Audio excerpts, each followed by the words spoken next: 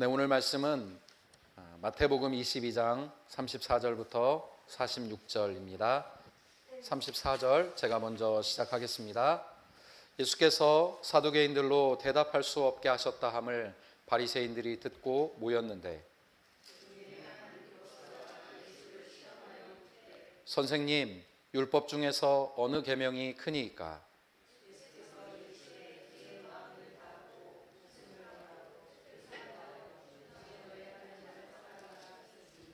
이것이 크고 첫째 되는 계명이요.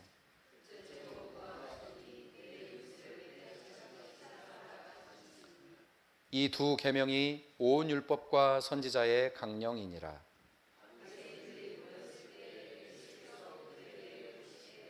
너희는 그리스도에 대하여 어떻게 생각하느냐? 누구의 자손이냐? 대답하되 다윗의 자손이니이다.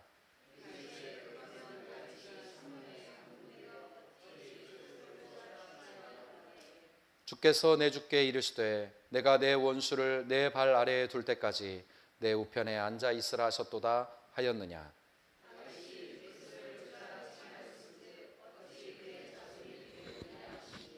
다 함께 읽겠습니다. 한마디도 능히 대답하는 자가 없고 그날부터 감히 그에게 묻는 자도 없더라.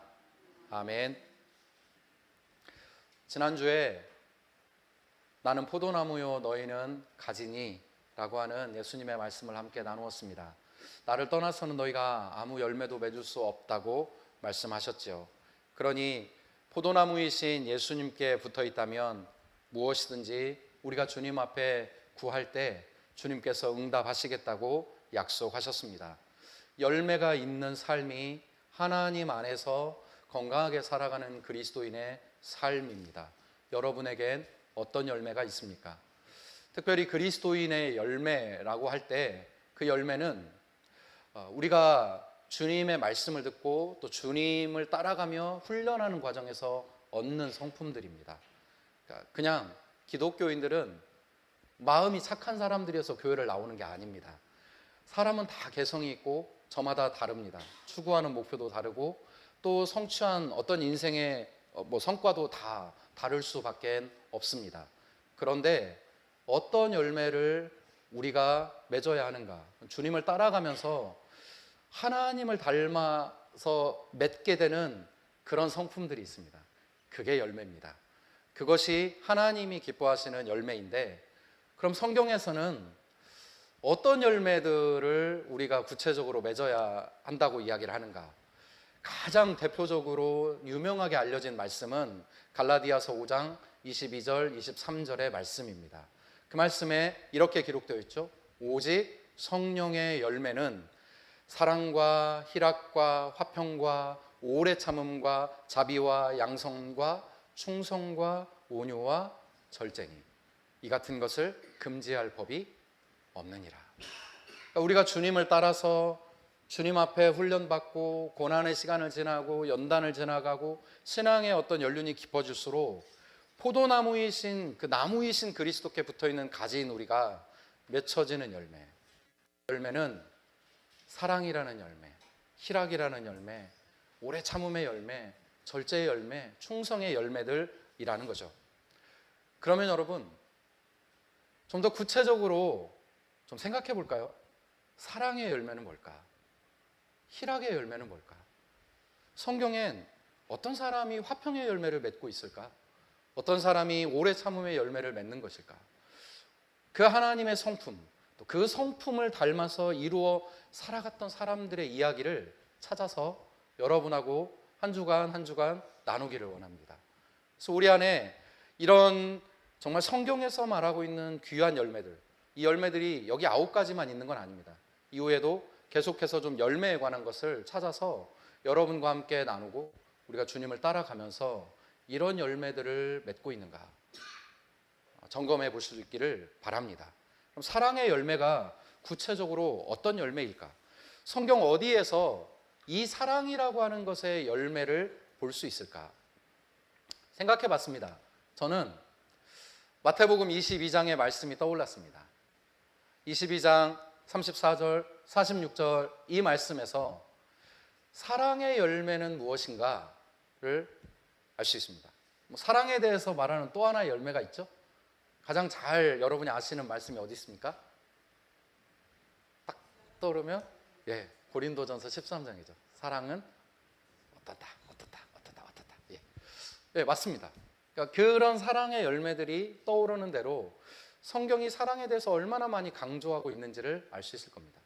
성령의 9가지 열매 중에 가장 먼저 언급한 것도 사랑이고, 이 사랑이라고 말을 하고 있는 9가지 열매를 말하는 바울이 고린도전서에서는 사랑이 가장 귀한 것이라고 이야기하고 있습니다. 예수님은 다른 말씀을 하셨을까? 똑같은 말씀을 하시죠. 바울이 받은 복음과 예수님이 전한 복음이 다르지 않으니까요. 예수님은 말씀하셨습니다. 하나님을 사랑하는 것이 가장 큰 계명이다. 이웃을 사랑하는 것이 가장 큰 계명이다. 오늘 이 말씀은 종교 지도자들이 예수님을 곤란하게 하려고 했던 데서부터 시작되었습니다. 사두개인들이 예수님과의 논쟁에서 패했다는 이야기를 듣고서 이제 바리새인들이 기세등등하게 예수님을 또다시 곤란에 빠뜨리려고 질문을 한 겁니다. 선생님, 어떤 계명이 가장 큰 계명입니까? 근데 참으로 슬프게도 이 질문은 진짜 큰 계명이 뭐냐? 궁금해서 물어본 게 아니라고 많이 들으셨을 겁니다. 맞습니다. 정말로 궁금해서 예수님께 물어본 게 아닙니다. 이미 자신들의 답을 가지고 있었습니다. 하지만 묻지요. 왜 물었을까요? 이 예수님이 뭐라 자신들의 지혜 속에서 어떤 답이 나오든 이 답은 누구에게는 반드시 걸리게 돼 있다. 바리새파 안에서도 힐렐 학파와 샴마이 학파로 나눠졌다는데 이 둘은 율법에 대한 견해가 다릅니다. 그뿐만 아니라 오늘 본문에 사두개인들이 예수님께 졌다 이랬는데 사두개인들은 모세 오경만 성경으로 인정하지 다른 성경은 아예 인정하지도 않습니다. 그러니 예수님이 구약의 어떤 말씀을 들어서 이 계명이 가장 큰 계명이지 라고 이야기를 하신들 여러 다양한 분파와 다양한 생각과 다양한 결론과 전통을 가진 이 유대인들 학파 속에선 결론이 날 수 없습니다. 그러니 예수님만 힘들어지게 되겠죠. 어떤 계명이 가장 중요한 계명입니까? 라고 묻는 이 말은 어떤 기준으로 율법의 경중을 가려야 됩니까? 라는 뜻이죠. 어떤 율법은 중요하고 어떤 건 덜 중요하다면 어떤 기준이 당신에겐 그런 어떤 그 경중을 따지는 기준이 됩니까? 라고 물었습니다. 그런데 아까 말씀드린 대로 예수님이 제시한 기준은 누가 듣더라도 반드시 문제가 생길 수 있다는 거죠. 모세오경만을 인정하는 사두개인, 학파가 나눠져서 서로 싸우고 물고 뜯고 있는 바리새인, 다 필요 없고 그냥 오롯이 헤롯과 로마에 충성해야 된다고 양심을 저버린 또 다른 유대인 지도자들, 그런 다양한 이해관계에 묶여있는 사람들이 어떤 기준 속에서 하나님을 사랑해야 된다 듣겠습니까? 순종할 수 있을까요? 문제만 커지기 십상이죠. 그런데요, 예수님은 주저하지 않고 말씀하십니다. 어떤 기준이 가장 중요하냐? 예수님이 제시한 기준은 사랑이라는 기준이 가장 중요하다고 이야기합니다. 그리고 가장 먼저 말씀하시죠. 그러니 성령의 열매, 사랑의 열매의 가장 중요한 그 열매의 특징이 뭐냐? 사랑을 말했을 때 그 사람이 진짜 성령이 맺기를 원하시는 사랑, 그 열매가 맞느냐를 따져볼 때 제일 먼저 우리가 알아야 될 것이 뭐냐? 그가 진짜로 하나님을 사랑하고 있느냐를 묻는 겁니다. 이것이 가장 첫 번째 기준이죠. 하나님을 진짜 사랑하고 있느냐. 유대인이라면 누구라도 이 말에 동의했을 겁니다. 왜 우리 하나님을 사랑하죠? 그런데 예수님이 이 말씀을 하신 것은 굉장히 중요한 의미가 있습니다. 진짜 하나님을 사랑하는 게 맞느냐고 묻는 겁니다.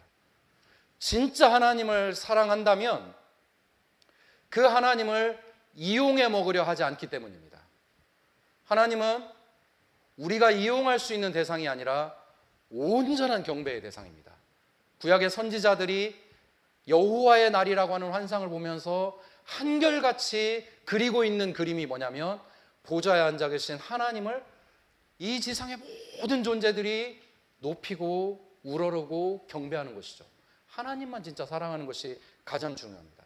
그런데 여러분, 신앙의 중심에서 우리가 하나님을 사랑하는 것을 잃어버리면 이 신앙은요, 무기가 됩니다. 진짜로 그래서 예수님께서 하나님만 사랑해야 된다는 이야기를 하는 겁니다. 이게 가장 크고 첫 번째 되는 계명이다. 가장 크고 첫 번째 되는 계명이라는 말이 제일 중요하다는 뜻입니다. 하나님의 자리를 차지하려는 무수히 많은 것들이 있습니다. 성경에는 우상이 그렇다고 거짓 세력도 그렇습니다. 세상에 이방의 민족들이 왕들이 막 유대인들 혹은 이스라엘을 협박하고 막 하면서 뭐라고 말해요? 나보다 높은 존재 있으면 나와보라고. 니들 믿는 하나님이 나보다 세? 그러면 내가 지겠지? 덤벼봐. 이런 식으로 막 하잖아요. 그러니까 하나님만 사랑해야 되는 거예요. 하나님을 사랑하되 하나님만 사랑하는가? 어떻게 사랑해야 되는가? 37절에 예수님이 말씀하시죠. 마음을 다해라, 목숨을 다해라, 뜻을 다해라. 매사에 내 인생의 주인이 하나님이라는 사실을 인정하라는 것. 그게 하나님만 사랑하는 겁니다. 누구나 하나님을 사랑할 수 있습니다. 그러나 하나님만 사랑할 수는 없습니다. 이게 쉬운 일이 아닙니다. 여러분에게 마음의 예배 때 제가 질문 드렸잖아요. 여러분은 인생에서 뭘 가장 사랑하십니까? 그리고 왜 사랑하게 됐습니까? 근데 그 질문과 함께 성경이 예수님이 하나님만 사랑하라고 했을 때 그것은 여러분이 사랑하는 것과 어떤 갈등을 혹시 일으킵니까? 하나님도 사랑하고 이것도 사랑하고 그건 안 됩니다. 예수님 분명히 말씀하셨습니다. 가장 첫 번째 되는 건 하나님을 사랑하되 하나님만 사랑해라. 그게 마음을 다하는 것이다. 그게 목숨을 다하는 것이고 그게 뜻을 다하는 것이다. 매사에 내 인생의 주인이 하나님을 인정하는가? 예수님은 공생의 3년을 통해 제자들에게 한결같이 보여준 게 하나님만 사랑하는 일이었습니다. 제자들은 아침에 눈을 떴을 때 예수님이 뭐 하고 있는지를 알았습니다. 그러니 사람들이 급하게 그분을 찾을 때 제자들이 예수님이 있는 곳에 갔죠. 갔을 때 예수님 뭐 하고 있었습니까? 제자들 모르게 아침밥 혼자 먹고 있었습니까? 혼자 남모르게 깊이 잠들어 있었습니까? 제자들은 자신들이 깨어나기 전에 예수님이 먼저 일어나고 늘 무엇을 하고 계시는지 알고 있었습니다. 그리고 항상 그 자리에 갔을 때 그분은 하나님의 뜻을 구했습니다. 누가 뭐라 하든 하나님의 뜻이 가장 우선이었습니다. 사람들이 찾는 것, 그것보다 하나님이 더 기뻐하시는 일이 무언가를 늘 생각했습니다.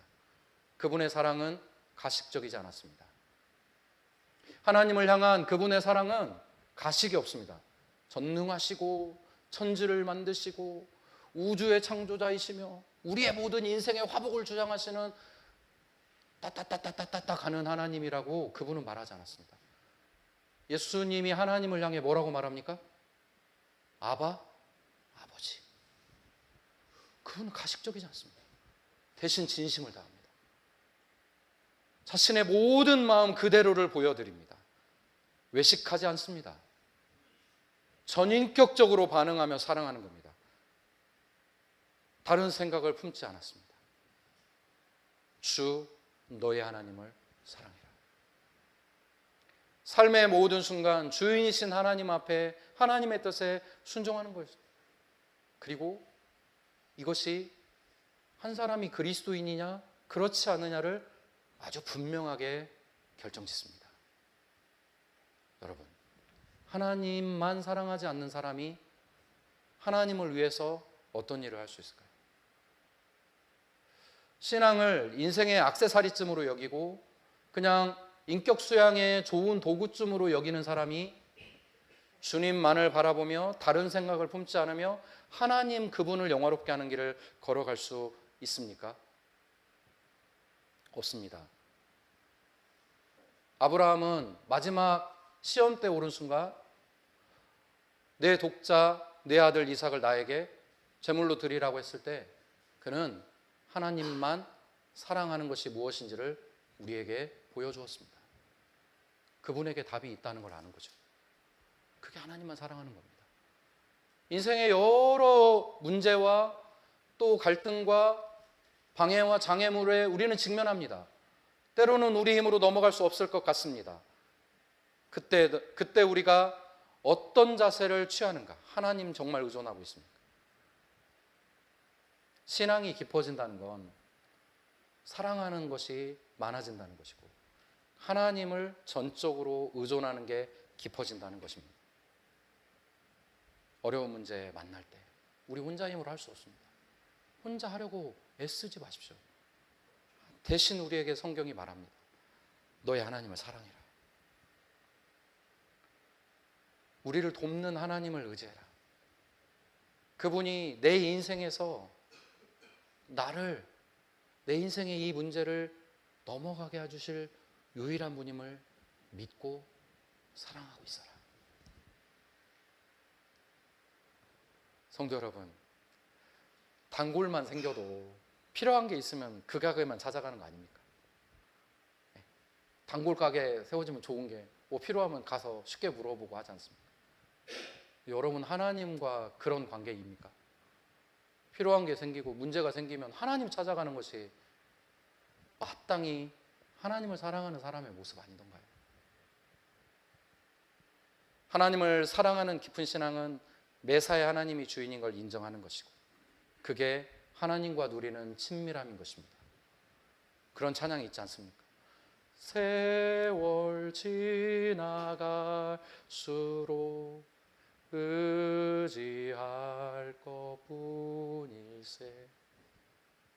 세월이 지나갈수록 살아보니 하나님을 사랑하고 그분을 의지하는 게 내 인생의 가장 귀한 것이었구나 고백하는 찬양. 이 찬양이 우리 인생에도 있기를 주님의 이름으로 축원합니다. 두 번째로요, 사랑의 열매를 거둔다고 할 때, 그 사랑의 열매를 맺는다고 할 때 그 사랑은요, 이웃을 사랑하는 모습으로 나타나는 겁니다. 하나님을 사랑하는 사람이어야 이웃을 사랑할 수 있습니다. 둘은 따로 갈 수 없습니다. 하나님을 모르는 사람들이 이웃을 향해 좋은 마음을 품는 것, 선행을 하는 것 있을 수 있습니다. 그런데 하나님을 믿는 사람들이 이웃을 사랑하지 않는다는 건 성립하지 않습니다.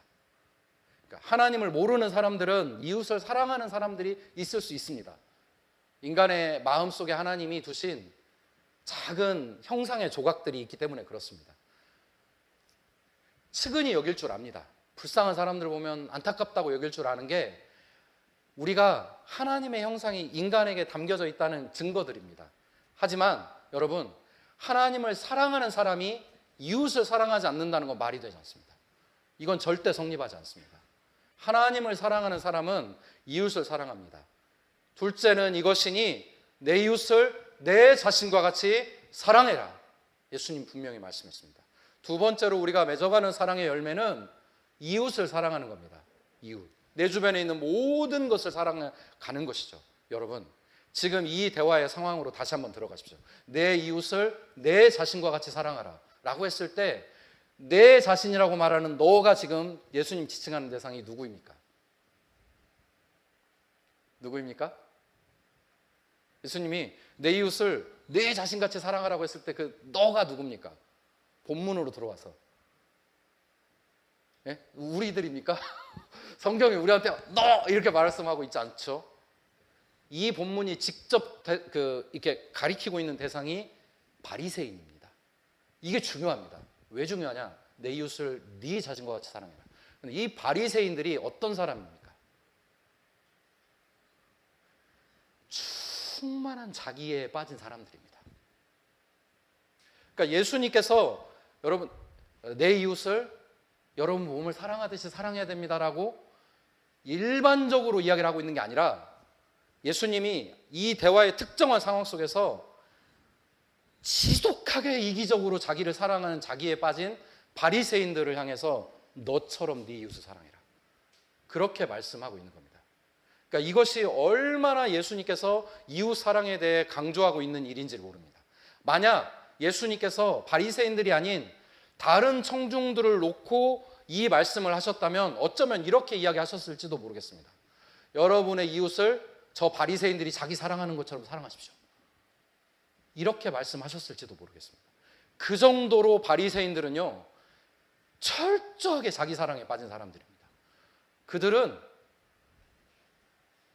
광장에서 기도하는 걸 좋아했습니다. 왜 그렇습니까? 왜 그렇습니까? 내가 얼마나 하나님을 사랑하는 사람인지 아셔야죠. 이렇게 하면서 기도하는 거죠. 여러분, 바리새인과 한 세리의 기도 아십니까? 그는 뭐라고 기도합니까? 하나님, 저를 저 세리 같게 하지 않으셔서 감사합니다라고 이야기하죠. 바리새인들은요, 당시에요, 대단히 존경받는 사람이었습니다. 성경에서는 무한한 악역으로 그려져 있지만 사실 당시에 예수님이 살던 당시에 유대인들에게 바리새인들은요, 정말 넘사벽의 사람들이었습니다. 얼마나 의롭고 얼마나 하나님을 위해 헌신하고 최선을 다해 살아가는 사람인지. 세속에 빠진 우리들 같은 사람들은 도저히 따라갈 수 없는 사람들이라고 존경받았습니다. 그리고 바리새인들도 그걸 압니다. 어떻게든 그 평판을 유지하기 위해 모든 것을 하며 살아갑니다. 이게 자기 의로움입니다. 그런 바리새인들이 누구를 사랑하지 못합니까? 예수님을 사랑하지 못합니다. 그 위선을 드러내니까 그 예수님을 사랑하지 못합니다. 예수님이 드러낸 위선은 다른 게 아니었습니다. 진짜 당신들이 하나님을 사랑하는 게 맞소? 맞아요? 라고 질문했을 때 답을 하지 못한 게 태반이었는데, 하나님이 사랑한 이 가난한 사람들에게 자비를 거두는 일이 맞소?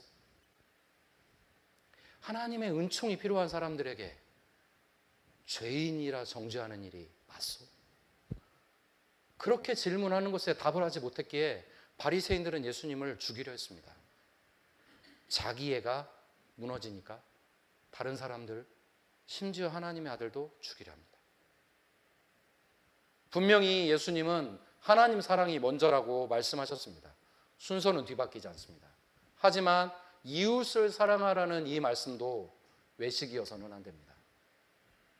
거짓으로 하는 일이어서는 안 됩니다. 외식의 사람들에게 나타나는 가장 큰 특징은 자기 사랑입니다. 자기에 빠지는 거죠. 나 인정받아야 돼. 내가 얼마나 소중한지 알아? 너희들이 뭔데 나를 무시해? 내가 이런 대접을 받아야 될 이유가 있어? 왜 나한테 말을 이딴 식으로 해? 외식하는 사람들에게서는 이타적인 사랑을 사줄 수 없습니다.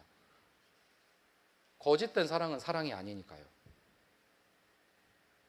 그런 예수님이 말씀합니다. 내 자신처럼 내 이웃을 사랑해라. 얼마나 자기가 인정받고 싶어 하는지, 그 자기에 빠진 그 마음대로 타인을 존중하라. 예수님께서 밤이 깊도록 도움이 필요한 사람들을 외면하지 않았던 이유, 또 어떤 깊은 절망과 오랜 정죄에 빠진 사람들에게 네가 오늘부터 아브라함의 자손이다, 너의 죄가 사하여졌다 라고 말씀하셨던 것은 바로 이런 사랑이 있었기 때문입니다. 지독한 자기애처럼 그렇게 타인을 사랑하고 있는가? 죄인이라 깔보고 닿는 것조차 꺼리고 그렇게 살았던 그들, 이웃을 존중하는 마음으로 바꿔라. 네가 소중히 여기고 싶으냐? 가장 존중함을 받고 싶으냐? 그렇다면 그렇게 너의 이웃을 사랑해라. 좋은 신앙은요, 너무 깨끗하고 너무 의롭고 너무 거룩해서 타인을 죽이는 신앙이 아닙니다. 여러분 오해하지 마십시오. 성경의 사랑의 열매는 이웃을 사랑하는 거라고 했지, 너무 거룩하고 깨끗해서 타인을 정죄하고 죽이는 신앙이라고 말하지 않습니다. 좋은 신앙은 내가 거룩하고 온전한 것처럼 또 다른 사람을 거룩하고 온전하게 이끌어가는 신앙인 것입니다. 나를 사랑하듯 다른 사람의 신앙을 귀하게 여기고 받아들여주는 것, 그 이웃을 사랑하는 것입니다. 그리고 성도 여러분, 우리 공동체가 그렇게 서로를 사랑하는 따뜻한 신앙이기를 바랍니다. 사랑은 위선일 수 없습니다. 이웃을 향한 사랑은 나를 사랑하는 일처럼 진심이어야 합니다. 그러니 진심을 담으면 작은 것이어도 좋습니다. 아무리 큰 것이라도 위선이라면 그건 주님의 명령을 지키지 못한 겁니다. 우리 공동체 안에서 아주 작은 친절이라도 진심이 담겨있는 사랑이기를 바랍니다. 내가 존중받고 싶어 하듯이. 그렇게 주님이 우리에게 말씀하셨지 않습니까?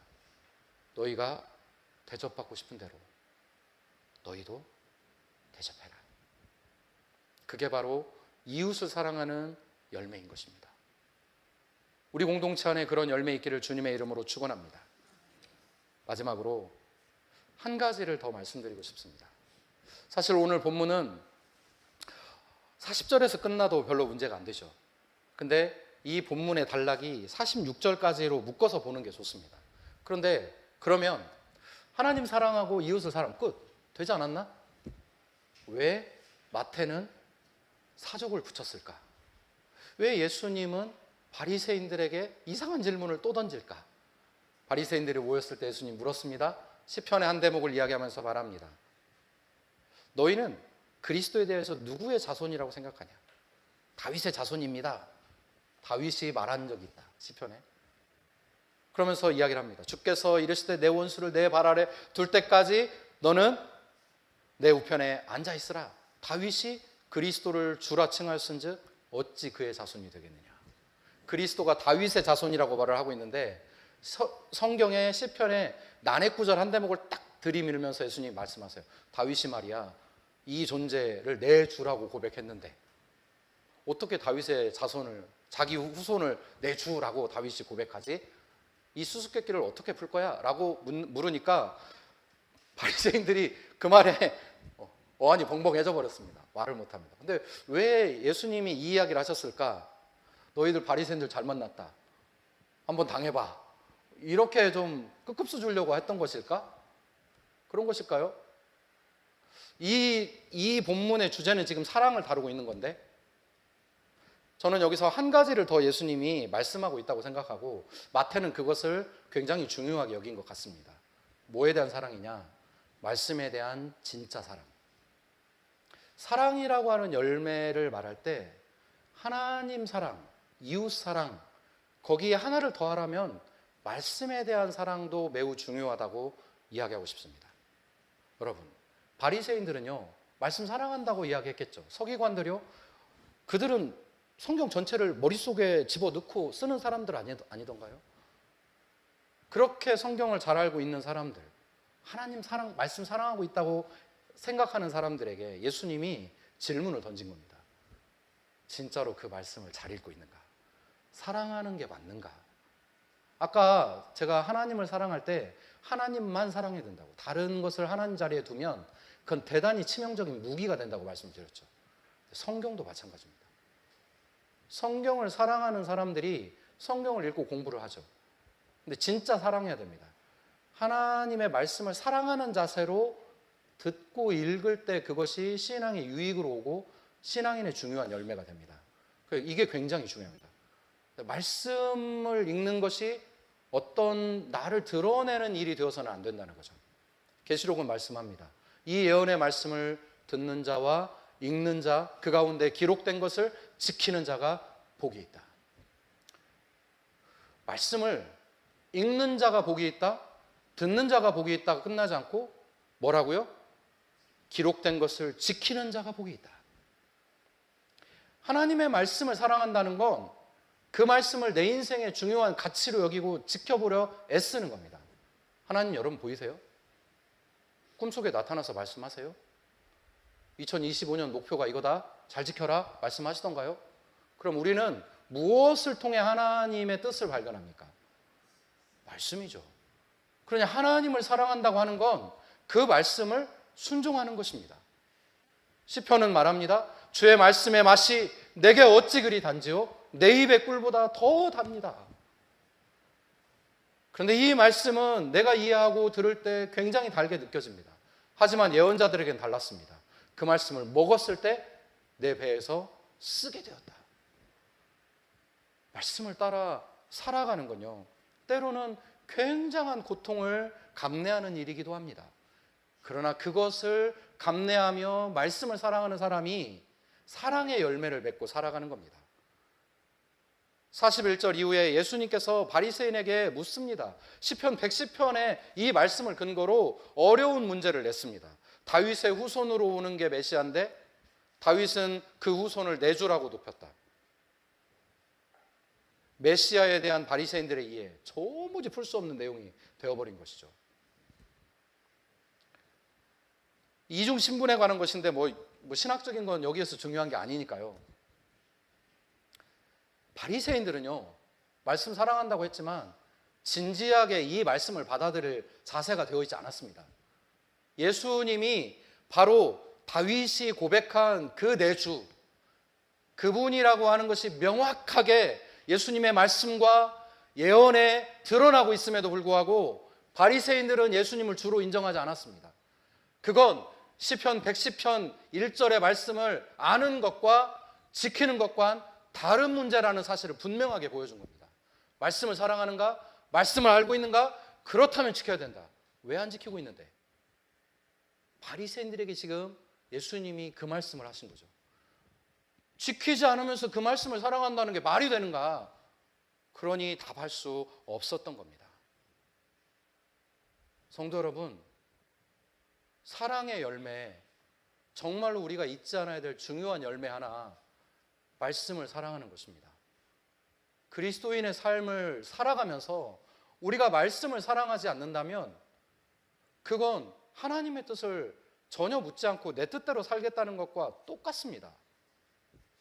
얼마나 가까이 하십니까?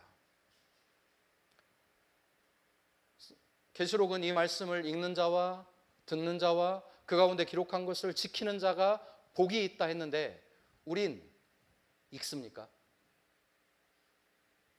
그러면 듣습니까? 그리고 지킵니까? 거꾸로 가죠. 지키고 있습니까? 아직 못합니다. 예. 그러면 듣습니까?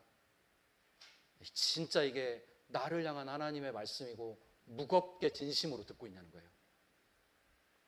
내가 피할 수 없는 그리스도인의 삶에서 적어도 갈등하며 하나님의 뜻이 이건데 라고 듣고 있느냐는 거예요. 아직까지 안 되는데. 네, 그러면 읽기는 합니까? 그러면 그것도 안 되면 사랑하는 게 맞습니까? 여러분은 이 예수님의 말씀 앞에 어떤 답을 내리시겠습니까? 말씀 읽는 거요? 뭐 한번 하자, 뭘 읽자, 어떤 그냥 코스웍을 하는 것이 아니라 우린 그 말씀을 사랑하는 길을 배워가는 겁니다. 그것이 목표입니다. 성도들이 딴 생각하지 못하게 막 자꾸 이 프로그램 저 프로그램 돌려야 된다, 이게 아니고요. 말씀을 읽는 건요, 그 말씀을 통해 하나님을 사랑하는 법을 배워가는 길로 가는 겁니다. 그래서 진짜 중요합니다. 바리새인들을 통해서 우리가 배운 한 가지 역설이죠. 성경을 아는 것, 율법에 대한 지식이 많다는 것, 그게 진리를 아는 건 아니라는 거죠. 그러니 신천지요, 우리보다 훨씬 성경 많이 공부합니다. 뭐 하나 딱 꼬투리 잡히면 막 다다다다다다다 막 2시간 3시간 이야기합니다. 얼마나 많이 공부하면 그렇게 이야기를 할까요? 그 사람들만입니까? 여호와의 증인은 또 안 그렇습니까? 도서관 앞에, 완산칠봉 앞에 다 서 있습니다. 물어보면 성경의 진리 궁금하시죠? 앉혀놓고 그냥 완산칠봉 올라갔다 내려오는데도 그 사람 붙잡고 이야기합니다. 얼마나 많이 아는지 모릅니다. 그런데 그 사람들 그렇게 말씀 많이 안다고 자부하지만 바리새인들의 역설에 똑같이 빠져있지 않습니까? 진리를 아는 건 아니니까요. 그게 하나님을 사랑하는 길이 아니니까요. 말씀을 사랑하며 겸손히 그 뜻을 구하며 삽시다. 주님은 이 마태복음은 우리에게 사랑의 열매가 무엇이냐, 하나님을 진짜 사랑하냐? 이웃을 그렇게 사랑하는가? 그리고 그 하나님의 말씀을 다 사랑하고 있는가? 이 세 가지에서 열매가 있느냐고 우리에게 묻습니다. 말씀 안에서 부디 우리의 연약함과 한계를 발견하면 좋겠습니다. 그리고 그 말씀을 읽으면서 그래요 주님, 그럼 제가 어떻게 살아야 돼요? 라고 질문할 수 있기를 바랍니다. 그게 말씀을 읽고 듣고 행하는 사람입니다. 말씀을 가까이 하고 그 말씀을 내 삶에 비추고 그 성경을 통해서 나에게 주시는 하나님의 음성을 듣는 것, 그게 사랑의 열매를 맺어가는 사랑입니다. 맺겠습니다. 신앙의 결국은 사랑입니다. 성경이 가장 강조하는 열매는 사랑입니다. 우리가 사랑하며 살려 노력했던 만큼 하나님을 뵙는 일이 낯설지 않을 겁니다. 여러분, 하나님이 우리에게 사랑하라 하셨고 하나님은 사랑이라고 하셨으니까 우리가 열심히 사랑하는 일을, 이 열매를 맺어가면 먼 훗날 하나님을 뵙는 게 낯설지 않을 겁니다. 사랑하며 산 사람이 사랑의 본질인 하나님을 보며 낯설게 느낄 일은 없을 겁니다. 그러니 하나님 사랑합시다. 하나님만 사랑하는 길 걸어가시기를 주님의 이름으로 축원합니다. 서로 사랑합시다. 바리새인들이 자기를 사랑하는 것처럼 그렇게 우리가 나를, 자기애를 가지고 사랑하는 것처럼 이웃을 소중하게 여기십시다. 아주 작은 친절이라도 적어도 진심이 우리에게 담겨 있기를 바랍니다. 뜨겁게 말씀 사랑하는 성도들, 그래서 세상을 정말 아름답게 이겨가는 그런 삶 이루고 이 사랑의 마침표에 이르시기를 주님의 이름으로 축원합니다. 기도하겠습니다.